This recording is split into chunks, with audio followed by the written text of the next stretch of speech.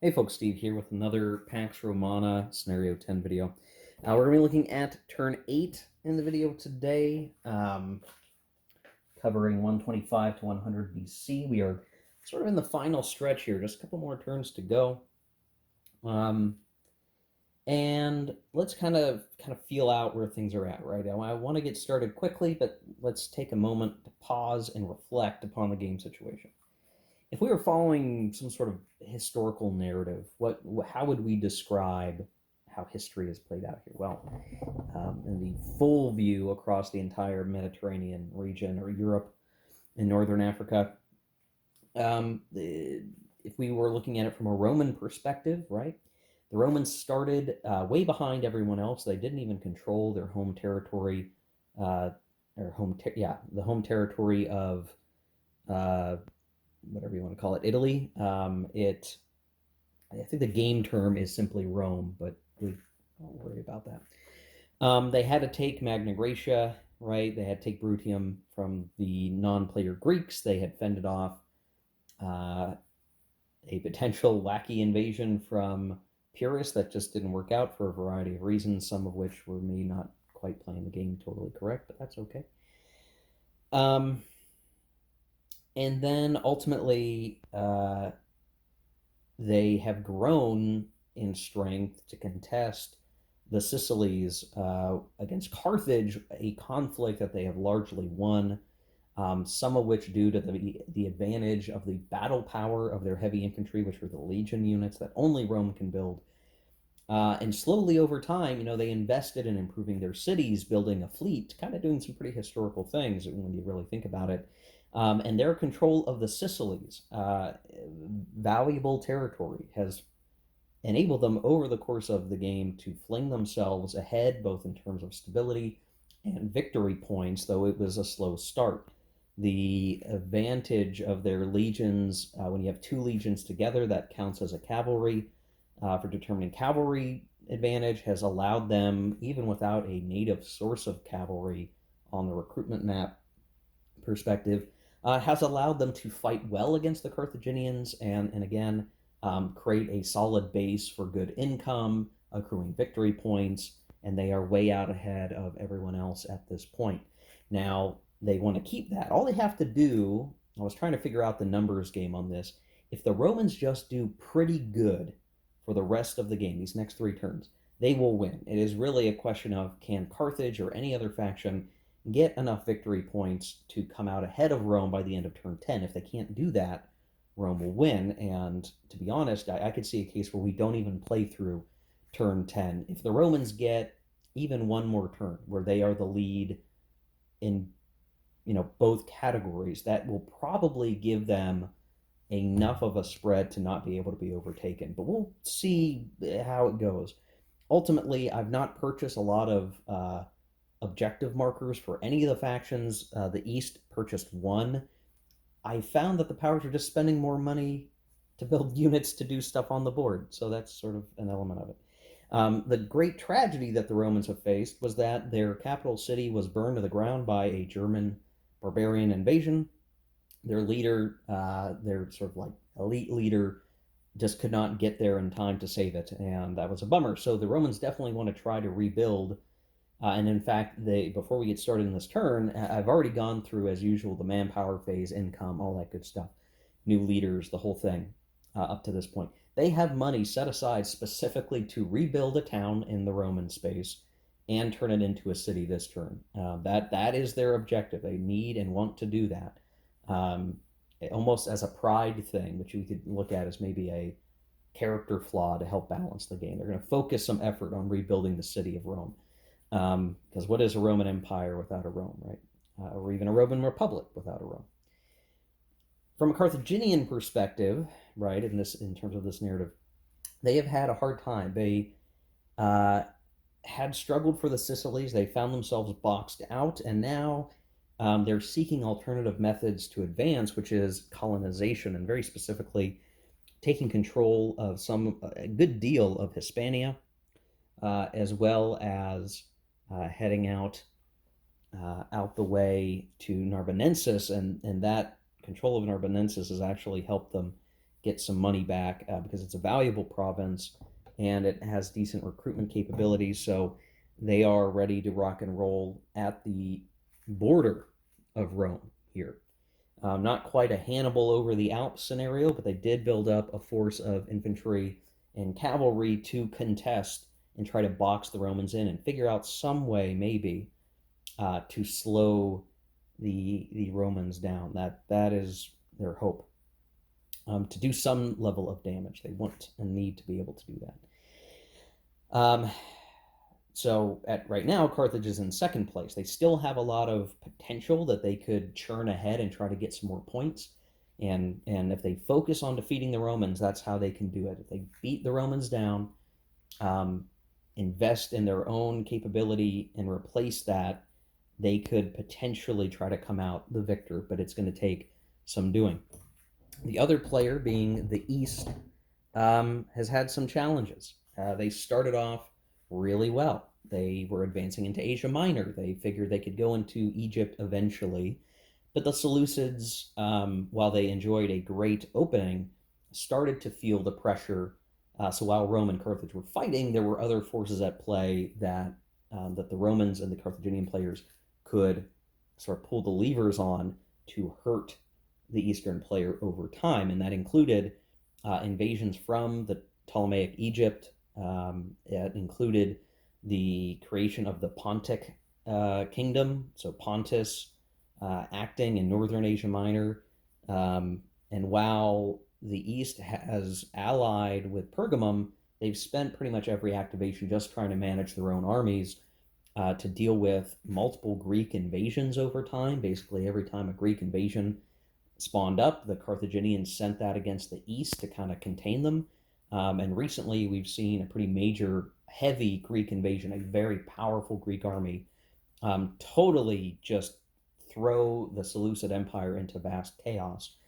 And now the Egyptian non-player faction has consolidated its control and reasserted itself in its home territory, and I'll explain that here in a minute. So at the moment, like the East was at one point leading and was, basically, I got this wrong. It is Carthage that goes first, not the East. Technically, in victory points, the East is still in second place, technically. But in terms of overall game control now, that early accrual of victory points now can't be sustained because they're falling apart at the seams, and they're going to probably be in last place for victory points every turn going forward, unless something drastically changes for the East. The Greek player is going to make use of the Greek activation marker that comes up once per turn to command that great army, which actually, come to think of it, doesn't have this leader anymore. That's one knock against it. We'll continue to try to activate that Greek army to continue to hold the East down, because at this point, in terms of sort of metagaming character objective, the Carthaginian player needs to keep the East down so it doesn't sit in, I guess, danger of winding up third in the victory point categories, and then they can attempt to leapfrog up over the Romans. That's what they're hoping to have happen. Now, there's a reason to try to let the East gain some stuff back so that the East could be in second, the Rome gets shifted back into third, but it seems like, just in terms of game options, Carthaginians thinking it's probably better just to keep the East suppressed. Now, in a real-life game, the East player is probably wanting to walk away from the table right now, but because I'm all three players, that can't happen. So we'll keep it playing, but I could definitely see where the East could be super frustrated. They were winning, they were doing great, and now, the bash the leaders stuff has gone on, and they are falling apart, just barely holding on to Syria, Cilicia, and Lycia, with Galatia, I guess that's how you would pronounce that, contested. So it's kind of where things are ending up. We can get right into things, but I need to point out a few bits. As part of the income phase, the East rolled successor wars roll on. I'm going to just, I'm showing this with an Egyptian activation marker. It doesn't really matter. I realize I've played something wrong, which is not the first time this has happened in this playthrough. I've already technically played that marker. And what is supposed to happen if we look at the rules, and this is something I've sort of missed. Um, in here, it's like after finishing a Successor Wars roll-on event, and there are no Ptolemaic. Well, it's hard to explain. The Ptolemaic army and leaders are replenished to their original strength according to the setup instructions. Okay, so what does that really mean? Well, what it means is the very first action of the game, or action of this turn, is Egyptian activation to do stuff via the Successor Wars roll-on event that came up during the income phase. The Eastern player had already gotten pushed out, and there were, in effect, still actually some Greek galleys in Alexandria. And so I try to figure out like what's the right way to play this, and this is where like the game rules are a little nebulous. I reset everything to the Egyptian setup. There were opposing galleys, so there was a galley fight which the Egyptians won. So Greek galleys were destroyed. But if I read this right, they get reset back to the setup instruction strength, and if there were any additional units, they would get to stay. But I think the way it just worked out is that really wasn't the case because it was such a weak army. And the leaders come back. So I was complaining in an earlier turn video, like, oh, well, I guess the Egyptians lose their leaders and they never come back. Well, there is a mechanism for them to come back. And in fact, I think at one point I should have put the leaders back before, but that didn't happen. Or I screwed that up. I didn't see the nuance of that. So as it stands right now, there are leaders in Egypt. There's a 1-4 and the 2-5. This is basically how they set up. I even put the town and cities back at full strength, according to the setup chart. That's how I interpreted that rule. Now, I could see someone saying that's not how to read it, but that's how I'm reading it. So these guys sort of for free just get to come back. And there's still a pirate marker here. So basically, I think the way this whole Egyptian thing works out is like, hey, if you're the Seleucid player and you're trying to conquer Egypt, you really have to conquer Egypt. And if you fail to do that, if you end up getting pushed out of Egypt, or you fall out and all your units get destroyed or whatever, like Egypt will reconstitute itself. And if you've lost all your resources, your blood and treasure wasted on it, then that hurts you. That's a big gamble to take all of Egypt, but it pays off, obviously, if you can get it. So this is the end of that activate. At the end of the event, this stuff all gets reset. So they didn't appear at the start of the turn. They appeared after we resolved the Successor Wars roll-on. And the thing was, I rolled to activate a leader. They didn't roll high enough to get to an Eastern city, which is what they're supposed to do, because this is now a Greek city controlled by non-player Greeks. So it's long story short, though actually a long explanation, which I'm sorry for. Egypt is back to full strength. The East has wasted a lot of effort to try to conquer it. They failed to do so.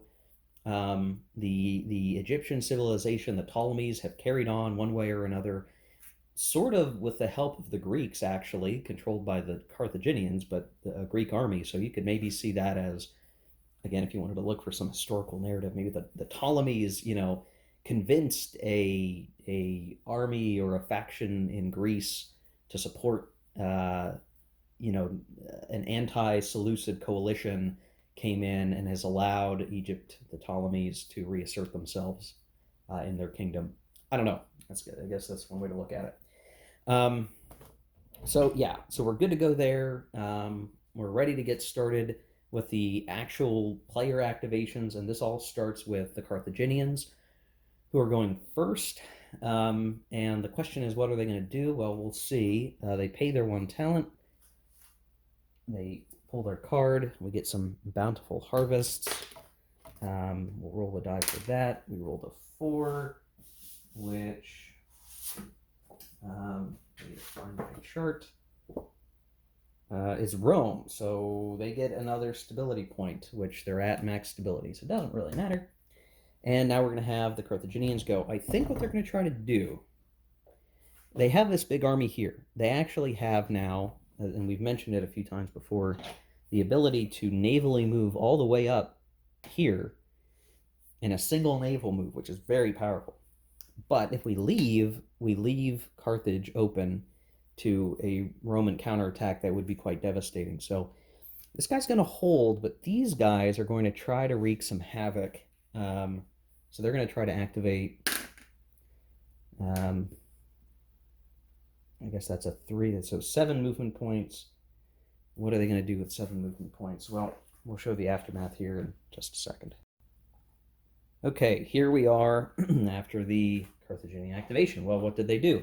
Well, they managed to move through here to here, and then they did a naval move and managed to get through Paise without being intercepted or interrupted, and could continue moving to land in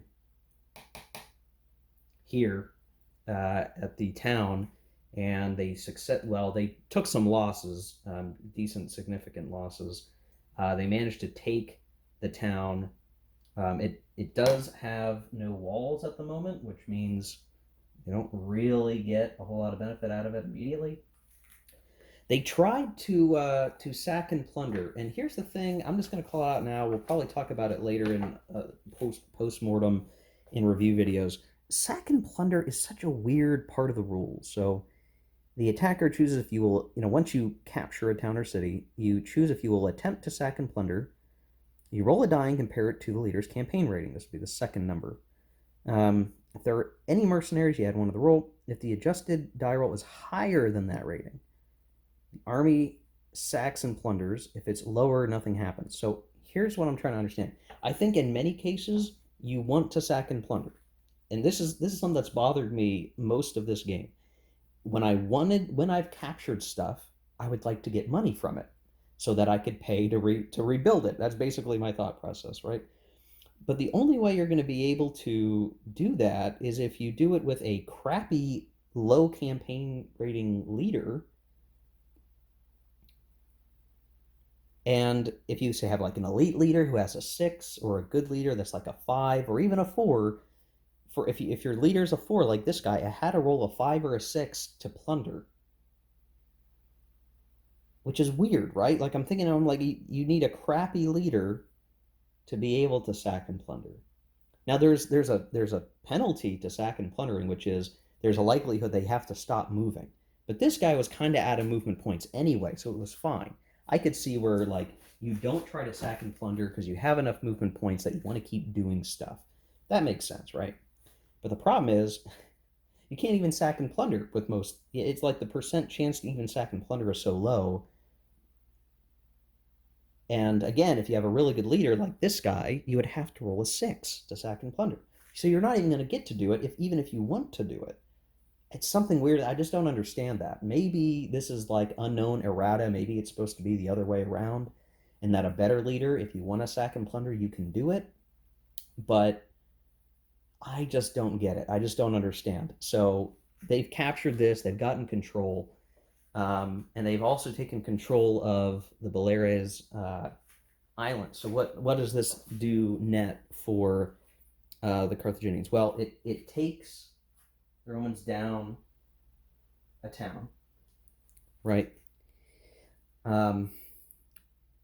Technically, the Carthaginians will go up a town, but again, we don't get the benefit. But the province control is what's changed. So now the Carthaginians control 1, 2, 3, 4, 5, 6, 7, 8 provinces. I'm sorry, 9 provinces. I'm sorry, 9 provinces, which is more than the Romans control now because they took something from them.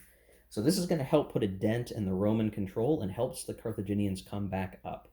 So a good action. It could have gone much worse if they had been intercepted, if there was a naval ambush, which didn't have the card, so it didn't matter. A lot of things could have gone wrong, but that actually went very well for the Carthaginians. Now they've got a problem of being isolated right now, but we won't need to worry about that till the end of the turn, and they're hoping to be able to continue to work their way down through the Sicilies And also the Romans lose control of that territory. So their GOP has actually gone down a decent bit, and that's going to be important for the end of the turn. Next, we're going to have the East go. The East pays their talent, and they're going to draw their card. And they get a Conqueror card, which they're going to hold on to. They don't currently have an elite leader, but that's a nice thing to see. And now the East needs to decide, well, what are they going to do? They would like to probably take their city back, certainly. That's probably what they're going to try to do, especially because the city provides really not much in the way of a bonus. But the problem is, let's see, if I look at the strengths, it's still pretty close, but they have a really good leader. So that's probably what we're going to see happen. So this guy's going to activate, roll the die. He's only going to get a measly five movement points. So this is going to be what? 1, 2, 3, down to 2, and try against this force. We'll see what the end results are. Okay, here we are after the Eastern activation. They tried against here. The key factors were that the Greek army didn't have a leader, and the East has quite a good leader, and the die rolls were very good to the East. They've managed to reduce that Greek army almost to annihilation, and for relatively low losses for them, but still not enough movement points to attack more than twice. And so technically the Greek army is still there in control of Jerusalem. The East is nearby and basically just needs to kind of wait to go again, and they'll at least get Judea back. But it's a tough thing. It's a tough situation that they're stuck in. And that's the best they can really hope for. So next we're going to go Rome. We're going to pay a talent. They're going to draw their card, and they get to place a pirate fleet. Now, where it is best to do that is a really good question. I think what they probably would want to do is... yeah, this is tough. Probably put it here so that they block a line of communication for the Carthaginians.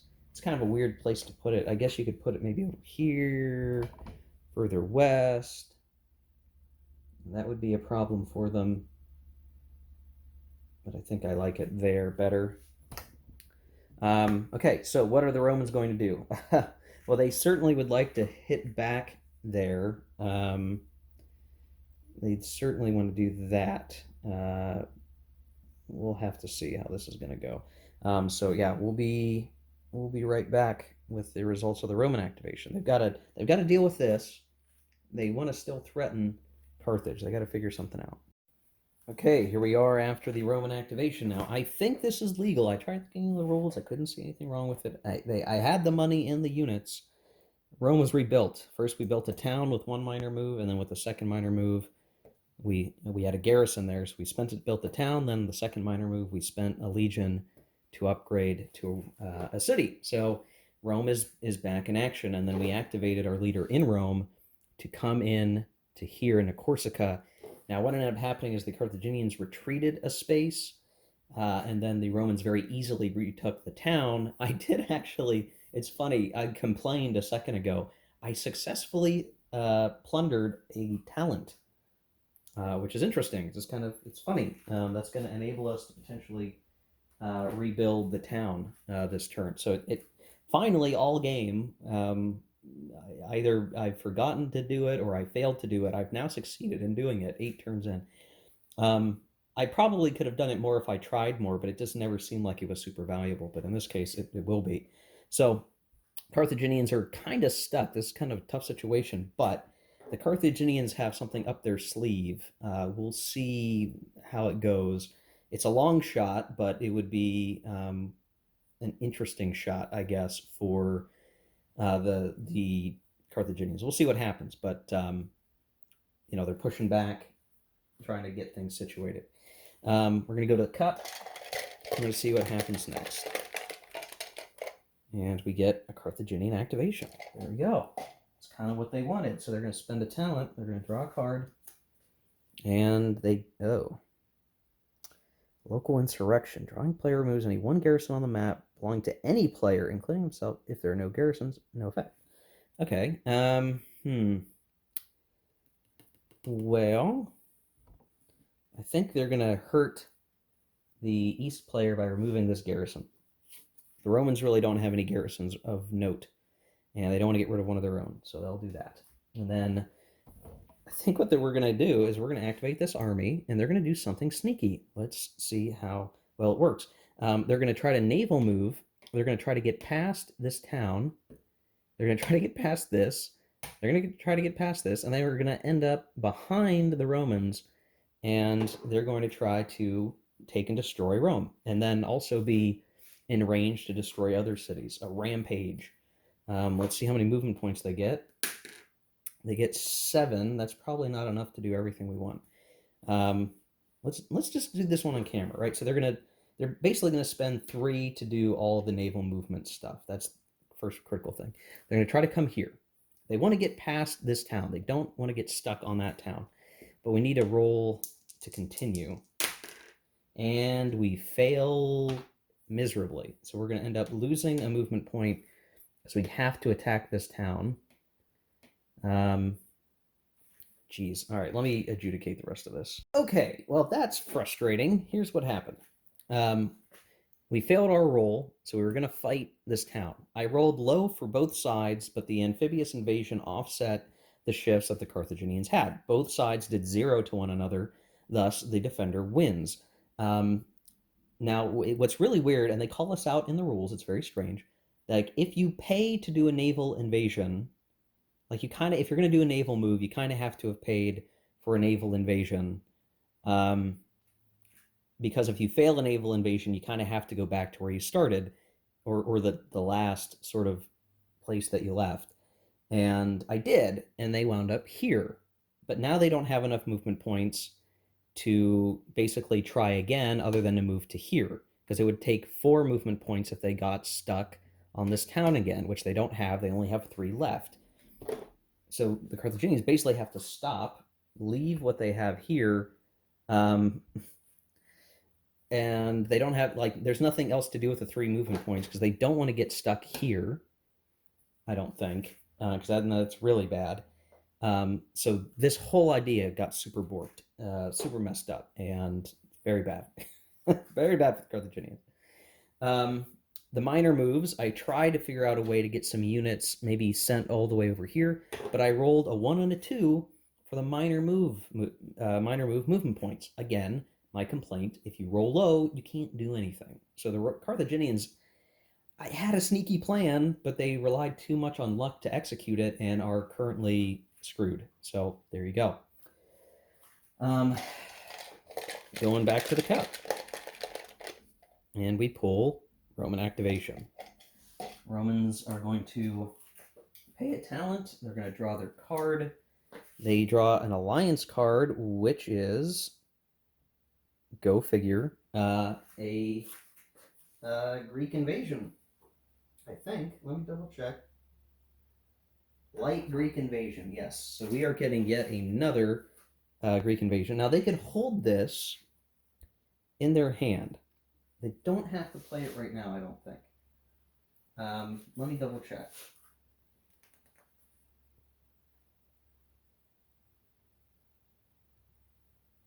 Oh, no, this is a must be played, so we have to do a light Greek invasion. So what's that look like again? Well, we have 4 heavy infantry, 2 light infantry. Let's see, 2 light infantry, 1 cav. Somewhere in here is a cav. Or I'm going to have to go grab it. I'm like fishing through my cups of units, but apparently I don't, so I have to grab them separately. Cleaning this game up is going to be hilarious, because I've just got so many counters just strewn about. It's going to take me like an hour or two to clean up. So they get an elephant and a cab and a 2/6 leader. We're going to get to do an activation with this stack. A 2/5, yeah, 2/5. No, I'm sorry, 2/6 leader. My bad. 2/6 leader. And if we roll dice, we're going to get 10 movement points. They also get a galley squadron. So grab the galley. Where do we want these guys to go? Probably up here. And let's see, what's going to do the most damage to the east player? Because again, the Romans too are saying, hey, let's just get rid of the east. They can't really get. They could try to get a Greek army over here and disrupt the Carthaginians. But the thing is, the Carthaginians can command the Greek army, so they could send them right immediately against the Romans. So the point is to get these guys as far away from Rome as possible. So they're going to go, let's see, 1, 2, 3, 4, 5, 6, 7, 8, 9, and try to take these guys out. Probably try to, oh, nope, they catch them because he tried to withdraw but failed. And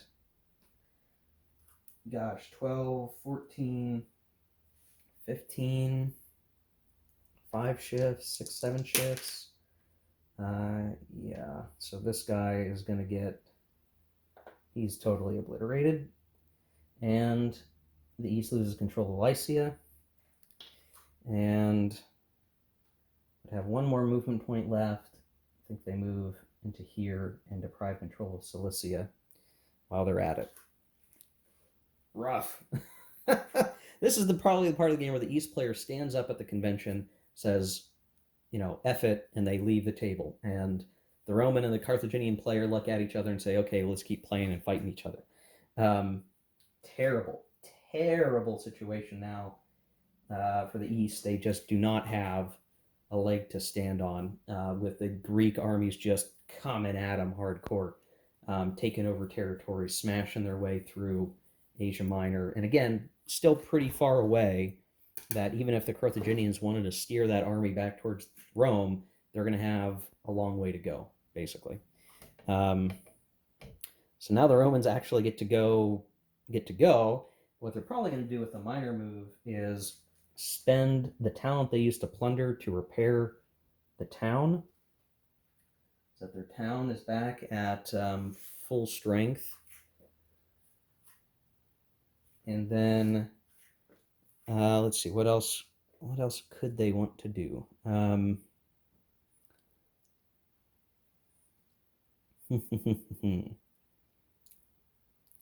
we'll activate this leader, I guess, and we'll see what happens. Ugh, he only gets 4 movement points. What to do with 4 movement points?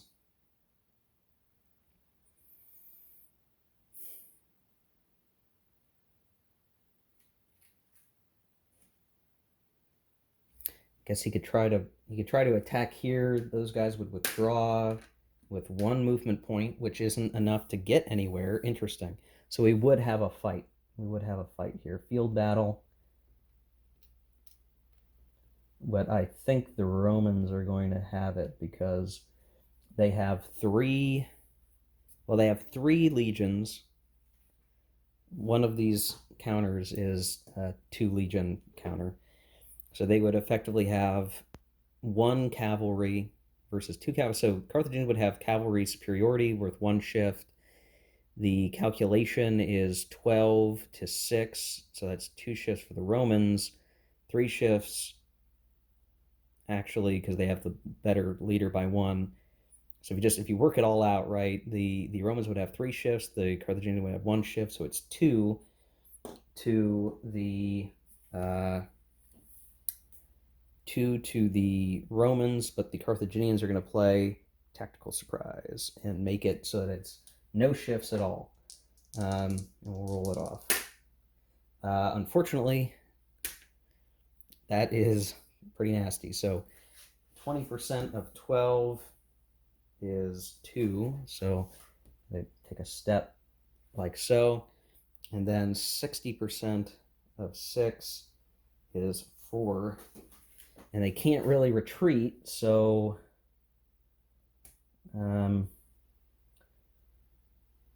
oh, that's rough. 1, 2, 3, 4. Just have this be a cavalry-only army. And they can't really retreat. And these guys, I think, would just simply attack again, right? They would have enough movement points. These guys could try to withdraw once more. And they actually have enough movement that they could. So they would probably try to escape. Well, they have to go to a friendly port, so they actually can't go anywhere either. This was stupid. I keep playing stupid as the Carthaginians. So these guys are just, I think, going to get nuked. Yeah, they're going to get nuked. There's no way around it. Because this is 12 to 2. That's 6 shifts, 7 shifts total. The die rolls were good for the Carthaginians, but then you take the shifts down. 40% of 2 is 1. Okay, so the way this ends up is Romans are happy to leave these guys here for the moment. It is a cavalry and a Carthaginian leader in that space, and that's it. The Romans still have one more minor move. I don't think there's much that they really want to do with that. They could maybe shift one of these units, elsewhere, but I don't think they want to do that. I think they want to maintain this. Well, I guess they could, because now we've got pirates here. The Romans don't really need to invade Carthage if they don't want to, so they're going to try to move this guy. I rolled a 2, so he has enough movement to get to here and just help garrison and set us up for a city later if we want. And that's it. That's it for the Romans. They're feeling pretty good. This game's just going to be won by the Romans, I think, guys. I don't know how much value it is to keep rocking it. Greek activation. So the Carthaginians get to activate some Greeks. What do they want to do?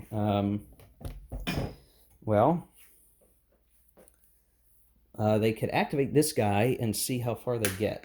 So he has 12 movement points. Can he try to get to Rome from there?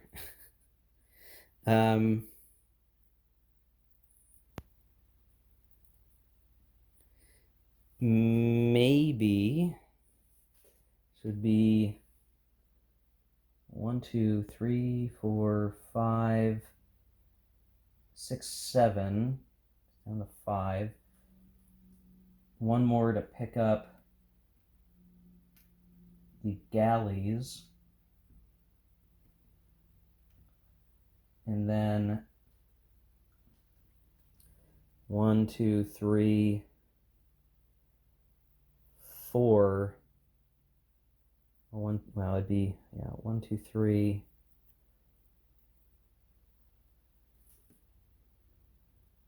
Oh yeah, okay. So their problem is Abydos. So they would move.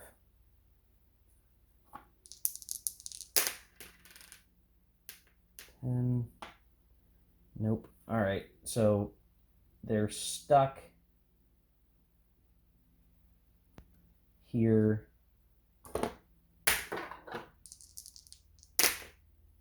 And this guy gets nuked. And he's stuck there. And that's it. That's it for the Greek activation. Nothing else of worth to do there otherwise. Well, I guess that's not true. They could send this against the pirates, and they remove the pirates. So you can kind of see what's going to start to happen. They're trying to get that Greek army to the west to fight the Romans, but it's a long way off.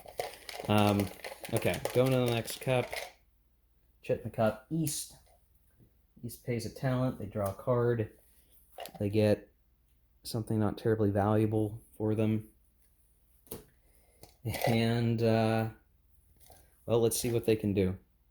Okay, so here's the aftermath of the Eastern activation. They came in, they through a couple of combats, managed to eliminate the remnants of that big Greek army. They took the city back.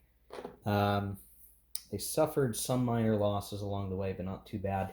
And then I managed to plunder a little bit of money. And what the East decided to just do, because they feel so down and out, is they got a talent out of the plunder, and then they immediately spent, with their minor move, they spent all of the rest of their money fixing the city. So now they get a city back. They have 3 cities again for full effect as well.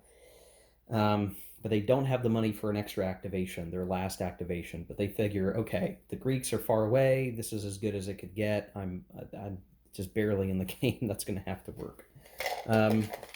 Next we go and we pull the next chit, which is Pontus. Not much really for the Pontic units to do. Technically the East has control of Cilicia again.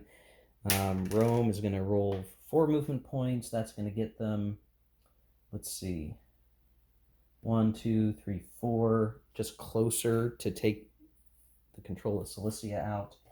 And then we get another East activation. That's good. But they don't have the money. So that's done. And then we have, Roman activation. So this gives the initiative to the Carthaginians a little bit. It means the Carthaginians are going to go last. Rome pays its talent. It draws its card. And a barbarian invasion occurs. Uh-oh. Let's see what we get. We rolled a 7 for that, which means is Western Gauls. Ha, they say. This is going to mean we're going to have an army show up and probably smash through the Carthaginian territory of Narbonensis. I suspect that's what's going to happen. So 13.4 of the rules. I'm not sure of this.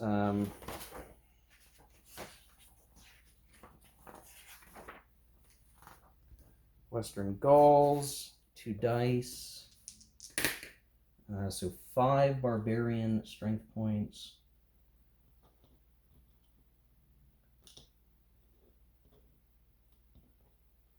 And a 1/5 leader.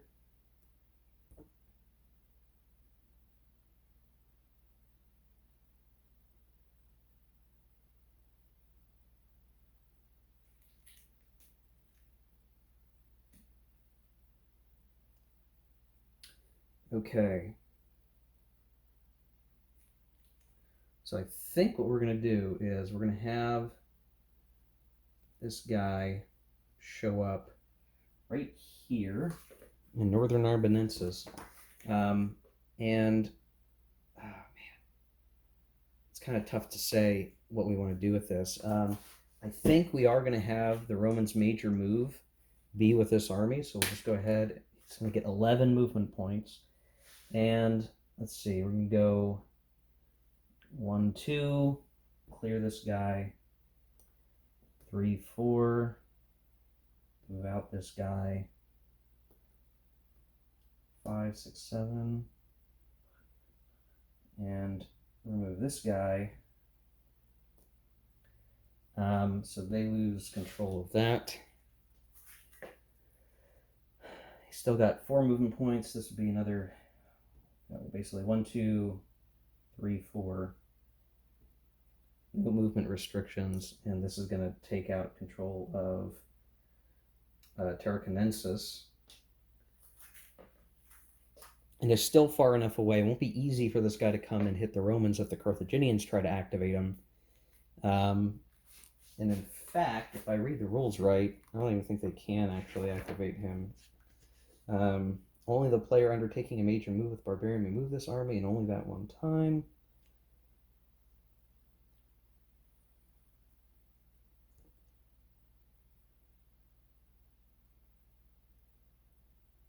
Yeah. So that's a bummer. And then with some minor moves, what I think I'd like to do is, um, let's see if I can make this a little easier on myself with the count of units.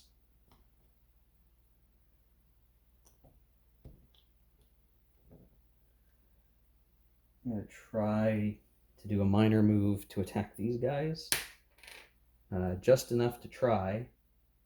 These guys can't really go anywhere, so it's going to be 3 shifts for the Romans, even with that leader. I think they're going to go ahead and pump this up to 6 so that these guys are destroyed. And 30% of 4 for the game calculation is 1, so he's going to take a step loss. But this puts control back into Roman hands. And let's see, if they have another minor move, kind of out of money, not much to do.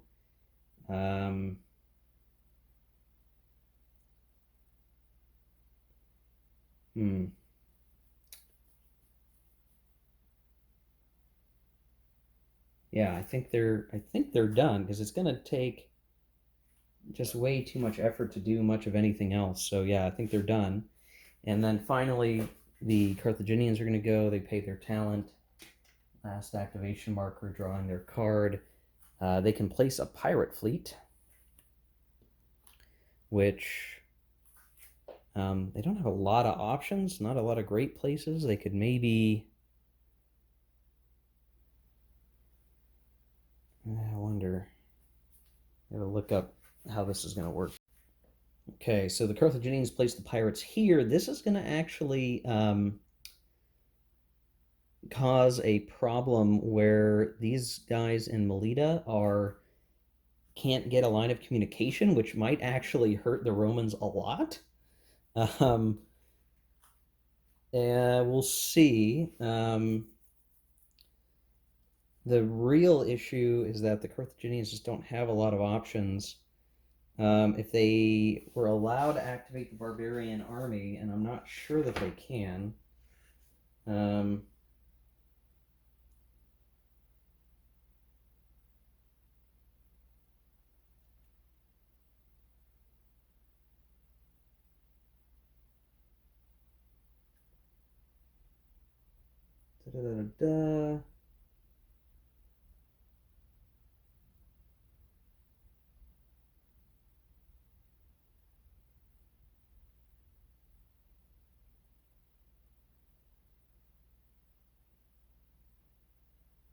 Okay, so this army can't be activated anymore. So, yeah, the Carthaginians are kind of out of gas. They have maybe a Hail Mary play that they could make and try to take Lilybaeum.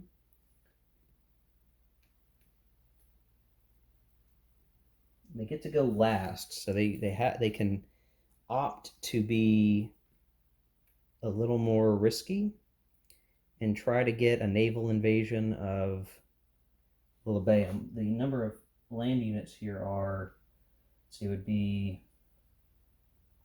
oof, that's actually really strong. 17 combat factors, 19, 2 shifts, nullifies the leader. They would leave with 18 and 19, no shifts. Well, let's activate their primary leader and see how many movement points we get. She gets 10. It would be 4 to try the naval invasion, and then they could try again if it didn't work. At this point, they almost need to try it.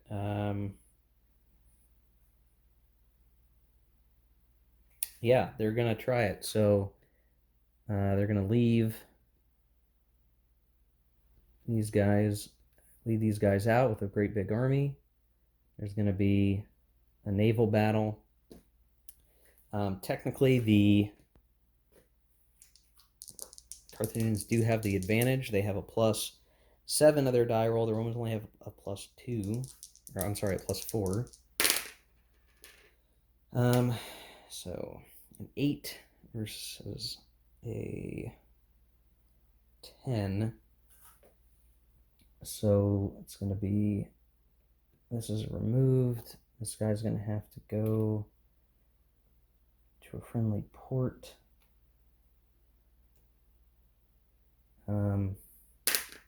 They don't lose anything, and then there is a battle, Naval Invasion, and so what this comes down to is 19.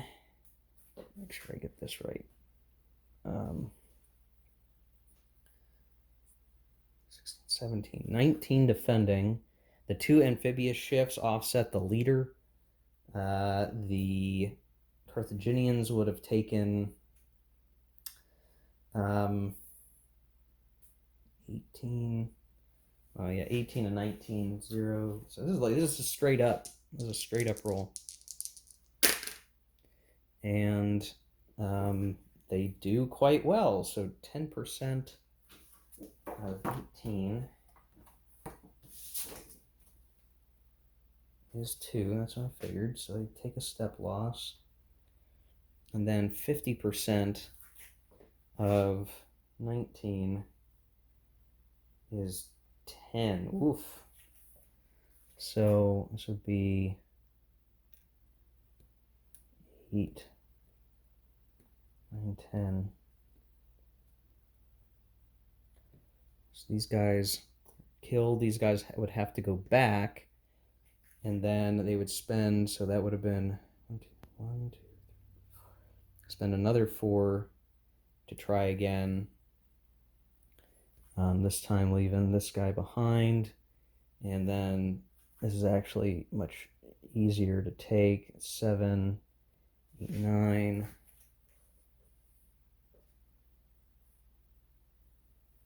15, 16, 16 to 9. 1 shift for the Carthaginians. Oof. Well, that's not good.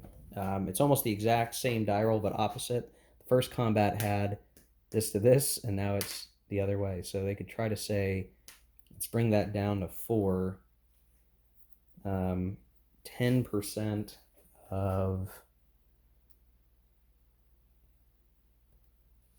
yeah, 10% of 9 is going to be the 1. So they lose an infantry, and then 40% of 16 is 6. Oof. Okay.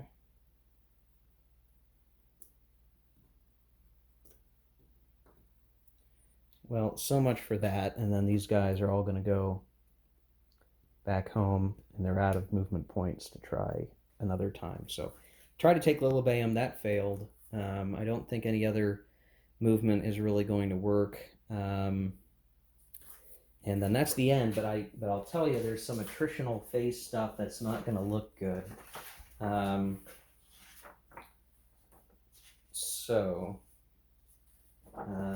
Yeah, that's the end of all the activations, attrition, and isolation phase. So there's going to be a couple of things that happen here.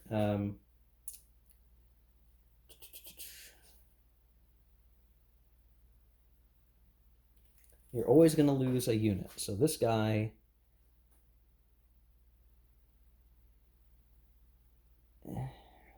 sure.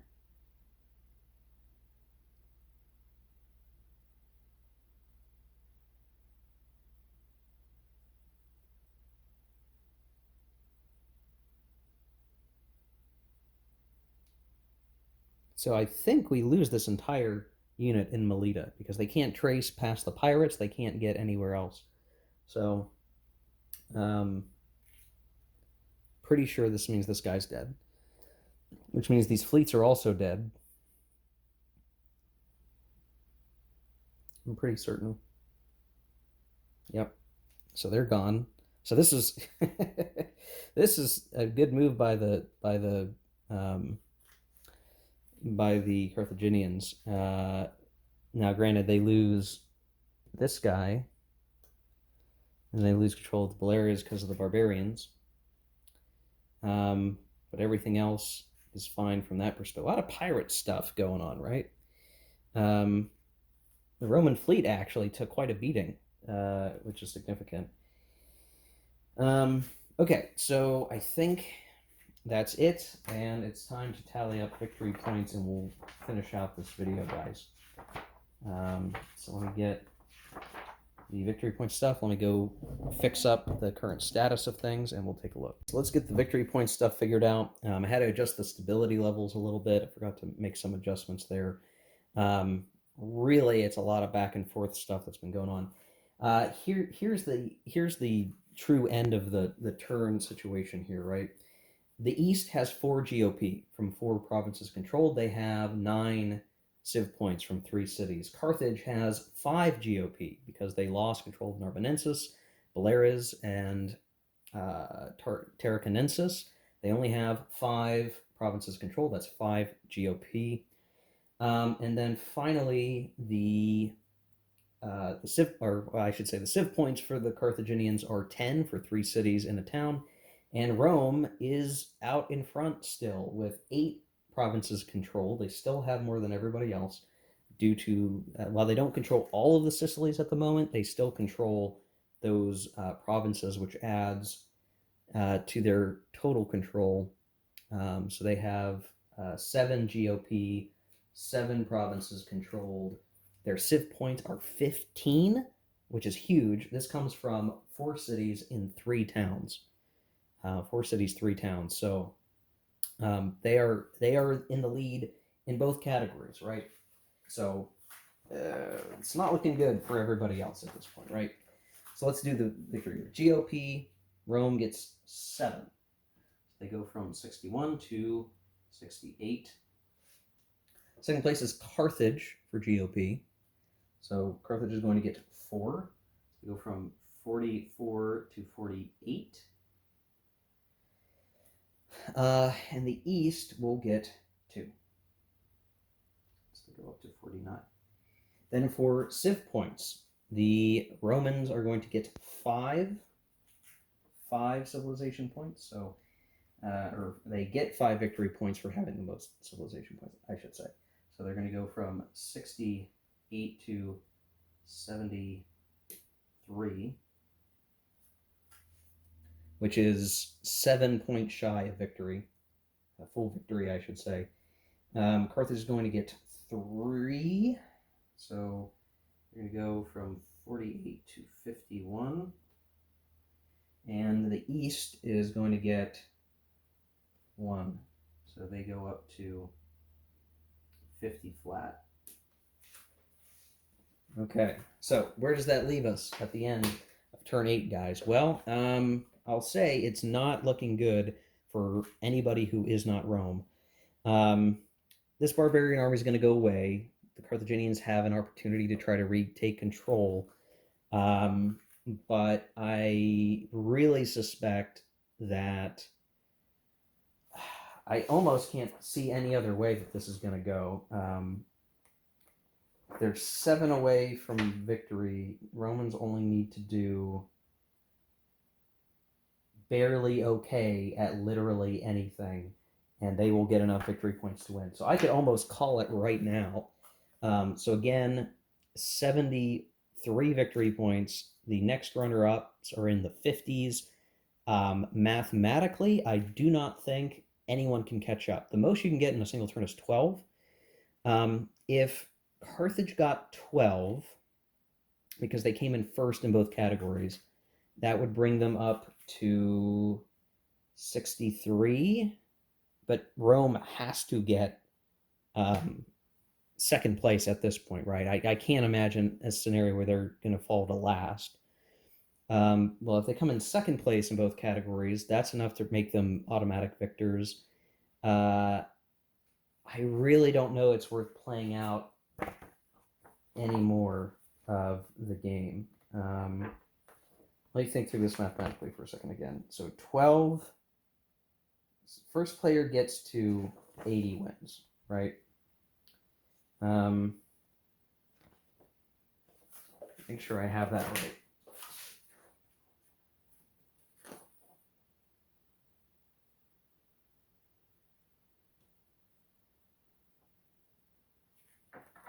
'80.